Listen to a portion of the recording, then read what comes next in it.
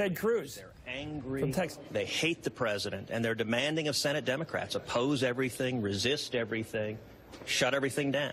Sir, this sounds pretty familiar. Didn't you say all this back when this happened to you? Now, I recognize that is a media narrative that you love to tell, but it's worth noting in 2013. Green eggs and ham? In 2013, I voted repeatedly to fund the government, and in 2013, it was Harry Reid and the Democrats who voted no, who voted to shut the government down, just like this week. Republicans voted to fund the government, and it was Chuck Schumer and the Democrats who voted to shut the government down. Bottom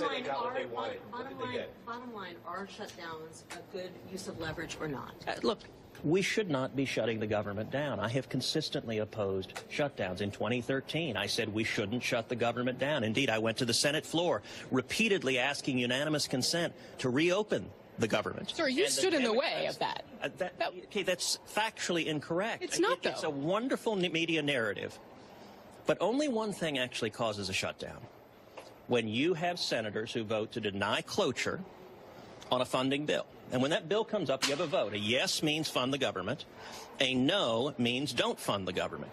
In 2013, virtually every single Republican voted to fund the government, including me multiple times. In fact, every single Democrat, I believe, in 2013 voted to shut the government down.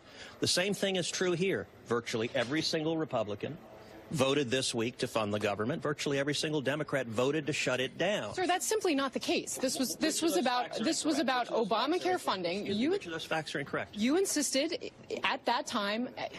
I get that you want to debate me, but you don't actually have any facts. Why were all of your GOP colleagues angry with you if you didn't prompt the shutdown? In 2013, unfortunately, Republicans were divided. That was a mistake. You know, I wrote a book a couple of years ago called A Time for Truth, where I walked through what had happened, and I said, look, the mistake that was made then in 2013 by Senate Republican leadership was to turn and attack House Republicans and fellow Republicans and to turn Republicans on each other. That was a mistake. I wish it had not happened. And I'm glad it didn't happen this time. This time, Republicans actually stayed united. But the media love to write the story, love to broadcast the story, that any shutdown is Republicans' fault. That is a natural media reflex. It's actually, I think, one of the reasons why we saw a shutdown.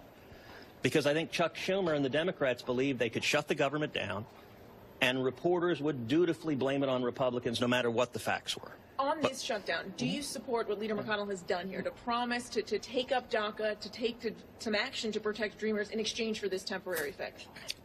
My understanding is that Mitch McConnell has said we'll have votes on immigration. I think there's a lot of things we should do on immigration. I think we need to improve border security. I think we need to pass Kate's Law, which is legislation that I introduced, providing for mandatory minimum sentences for aggravated felons who repeatedly illegally enter this country. I think there's a lot we should do on immigration. I think it would be a serious mistake for us to pass an amnesty bill providing amnesty path to citizenship for millions of people here illegally, along with chain migration. I think that would be an enormous mistake. Congress might do that. I hope it doesn't. And I think doing so would be inconsistent with the promises we made the American people in 2016. It sounds like what you're describing